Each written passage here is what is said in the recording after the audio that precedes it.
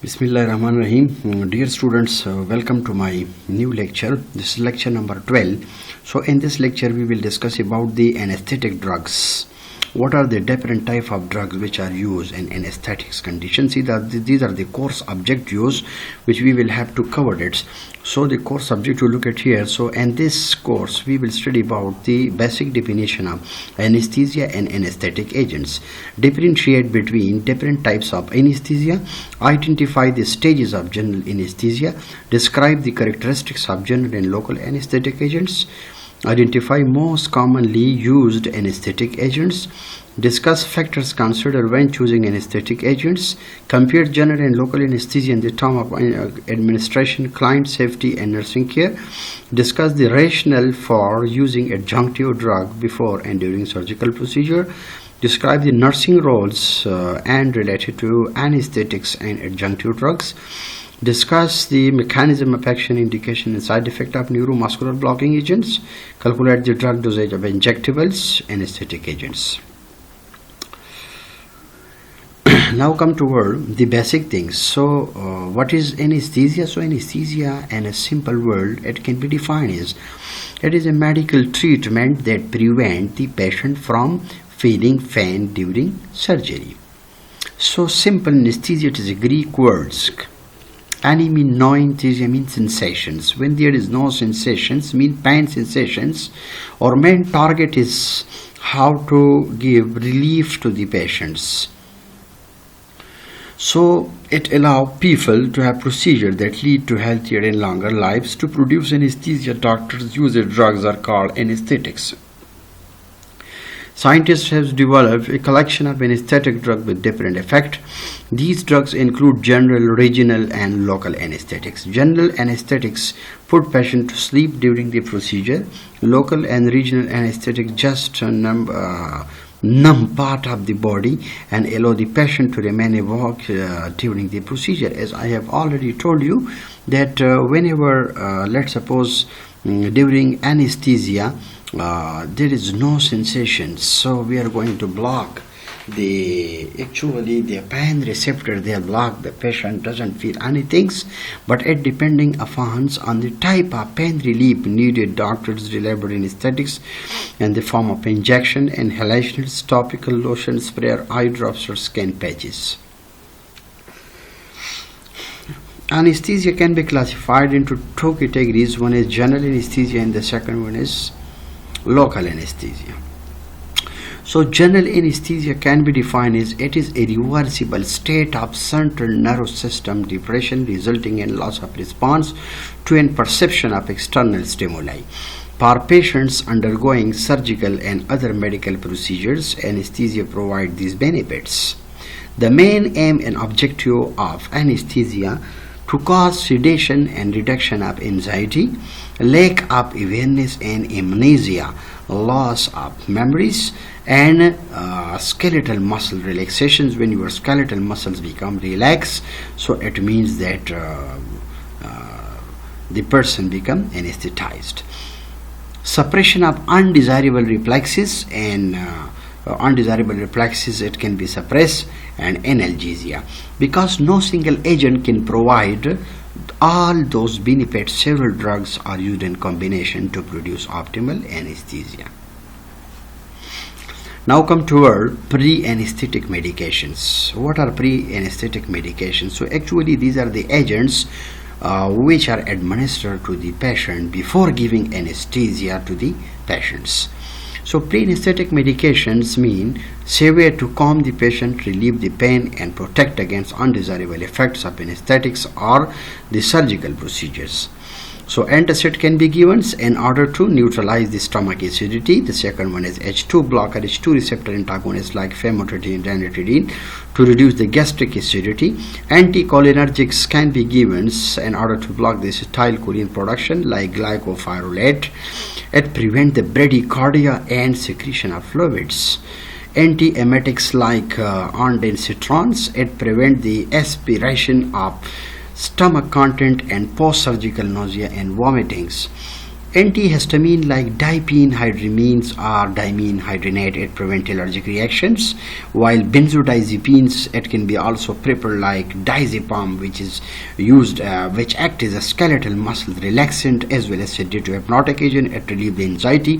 Opioid like fentanyl is used to provide analgesia, and neuromuscular blockers, they are also used to facilitate the intubation and relaxation. These are the pre-anesthetic medication which are given to the patient before the administration of anesthesia.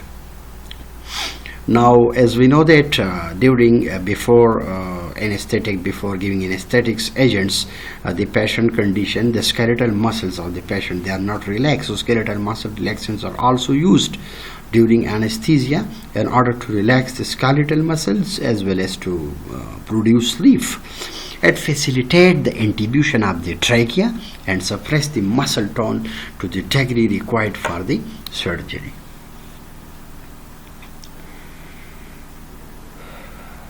Neuromuscular blockers, they are also used. So there are some drugs which are available in the form of phenochroniums and succinylcholine. So these are neuromuscular blockers. They are also used in order to relieve the skeletal muscles that become relaxed. So look at here some function of the adjuncts to the anesthesia, and during anesthesia, what are the conditions, what are the stages of anesthesia whenever we are going to administer any drug. So what will be happen to the patient. Now look at here, this is very important, how you can select the patient factors and selection of anesthesia. This is very important. How to take, this is very important whenever you are going to giving any anesthetic agent to the patient. So these are the factors and selection of anesthesia. The choice of anesthetic drugs, they are made to provide safe and efficient anesthesia based on the nature of surgical or diagnostic procedure in the patient's physiologicals, pathologicals and pharmacological state. It means whenever you are going to administer any anesthetic agent, so first of all you will have to check the overall condition of the patient, regarding its physiological point of view, pathological point of view, and as well as pharmacological state, either and what condition, which drug is more suitable and which candidate is more suitable for the selections in order to administer it. So I mean that these agents can be used with precautions. Patient factors in selection of anesthesia. The second factor, they are also very important. So look at here, the status of the system organs. System of organs is very important. Status of organ system. For example, you will have to control on cardiovascular system. You will have to control on respiratory system, and you will control on liver and kidney functions. It should be checked. And the nervous systems, which is the man's regulatory systems, which is the man's system through which all the activity of your body are controlled. Pregnancy, so then it should be checked. These are the status of organ system. It should be checked. You will have to control all these parameters. The second one is concomitant use of drugs. Concomitant use of drugs mean when you are using multiple adjunct agents or non-anesthetic drugs. So it should be used with care. Status of organ system mean, let's suppose cardiovascular system. So you will have to focus the cardiovascular system of the person. So in this case, the anesthetic agents suppress the cardiovascular functions. Most of the anesthetic agents, they can directly suppress the cardiovascular function. The ischemic injury to tissue may follow reduced perfusion pressure. If a hypotensio episode, let's suppose episodes occur during anesthesia, so treatment with vasoactive substances may be necessary. Some anesthetics like halothane sensitize the heart to arrhythmogenic effect of the sympathomimetic agents which are used. So it means that you will have to control on the cardiovascular system. The second status of organ system is respiratory system. So during anesthesia you will have to overcome on respiratory system. How? Like that, for example, a patient who is suffering from asthma, a patient who have asthmatic condition. So how you can adjust the dose? And then the problem is that that which drug is more suitable to use at that conditions. So asthma may complicate control of inhalation anesthetics. They are used, especially inhaled anesthetic depress the respiratory system. So especially IV anesthetics and opioid suppression respirations may be occurs. These effects may influence the ability to provide adequate ventilation and oxygenation. That's why I'm focusing that whenever you are going to administer any kind of anesthetic agent, so you will have to control on this center. The first one is cardiovascular system, the second one is respiratory system.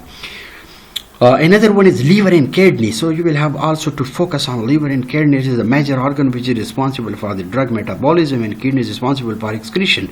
So it affects the distribution and clearance of anesthetics and might be affected by the anesthetic toxic effect. Their physiologicals must be considered. So this is very important. After that, nervous system, it should be also under control. The presence of, let's suppose, a patient who have neurological disorder like epileptic, a patient who is suffering from epileptic condition or myasthenia gravis or problem in cerebral circulation. So then what will be the best choice to administer that drug to the patient? So I think this is very, very technical procedures. Not ordinary person cannot perform it. You must will have to care about all these factors. So let's suppose a female, she is pregnant and you are going to perform surgery for her. So which anesthetic agents you will use? So it means that that drug will be used with precautionary measurements. So the effects of anesthetic agents on the fetus, this is very important. First of all, you will have to check the parameter, the pharmacological activity of your drug. Either the drug is risky for the fetus or not. Nitrous oxide, nitrous oxide cause aplastic anemia in unborn child. This is it means that nitrous oxide, so as we know general anesthetics, so it is not recommended. It cannot be used because it causes aplastic anemia. So then you can choose the alternate choice in the unborn childs. Benzodiazepine might cause oral cleft in the fetus. So this is also a major complication. So we will have to check all the conditions. Now come toward the concomitants use of drugs. Means whenever we are going combines. Concomitant means combines. Multiple adjuncts agents. So multiple agents, they are administered. For example, pre-anesthesia is the preanesthetic medications, and these agents facilitate induction of the anesthesia and lower the needed dose of anesthetics. They may enhance adverse effects of anesthesia like hypoventilations. And the second one is concomitant use of additional monoanesthetics, anesthetic drugs. For example, non-anesthetic drugs mean, for example, opioid abusers. It may be intolerance to the opioids. So all these are this is very important. Now come towards stages of anesthesia. What are the stages of anesthesia? So, and the stages of anesthesia, it can be divided into basically 4 categories.